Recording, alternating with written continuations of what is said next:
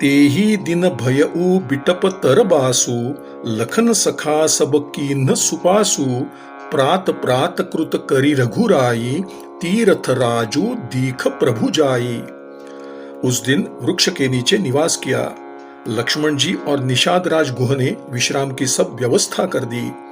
श्री रामचंद्र जी ने प्रातः काल की सब क्रियाएं करने के बाद तीर्थराज प्रयाग के दर्शन किए। सचिव सत्य श्रद्धा प्रिय नारी, माधव सरिस मीतु हितकारी, चारी पदार्थ भरा भंडारू, पुण्य प्रदेश देश अति चारु।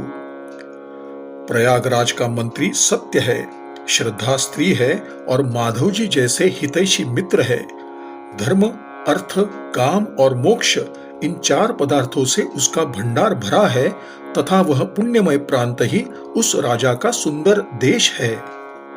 क्षेत्रु अगम गढ़ु गाढ़ सुहावा, सपने हुम नहिन प्रतिपच्छिन्न पावा, सेन सकल तीरथ बर बीरा, कलुष अनेक दलन रन धीरा। प्रयाग क्षेत्र दुर्गम, मजबूत और सुंदर गढ़ है, जिसे स्वप्न में भी पाप रूपी शत्रु नहीं प्राप्त कर सके। समस्त तीर्थ ही उसके श्रेष्ठ वीर सैनिक है, जो पाप सेना को नष्ट कर देने वाले और रणधीर है। संगमु सिंहासनु सुठी सोहा, छत्रु अखय बटु मुनि मनु मोहा, चवर जमुन अरु गंग तरंगा, देखी होहिन दुख दारिद भंगा। गंगा, यमुना और सरस्वती का संगम ही उसका अत्यंत सुशोभित सिंहासन है। अक्षयवट छत्र है, जो मुनियों के भी मन को मोहित कर लेता है। यमुना जी और गंगा जी की तरंगे उसके चवर है, जिन्हें देखने से ही दुख दारिद्र्य नष्ट हो जाता है। सेवहिन सुकृति साधु सुचि, पावहिन सब मन काम, बंदी वेद पुराण गण कहहिन बिमल गुण ग्राम। पुण्यात्मा और पवित्र साधु उसकी सेवा करते हैं, जिससे सब मनोरथ पूर्ण हो जाते हैं। वेद और पुराणों के समूह भाट है, जो उसके निर्मल गुणों का वर्णन करते हैं। को कही सकई प्रयाग प्रभाऊ, कलुष पुंज कुंजर मृगराऊ, अस तीर्थपति देखी सुहावा, सुख सागर रघुबर सुखु पावा। पापों के समूह रूपी हाथी को मारने के लिए सिंह रूपी प्रयागराज का प्रभाव कौन बता सकता है। ऐसे सुंदर तीर्थराज का दर्शन कर रघुकुल श्रेष्ठ श्री राम जी ने भी सुख प्राप्त किया।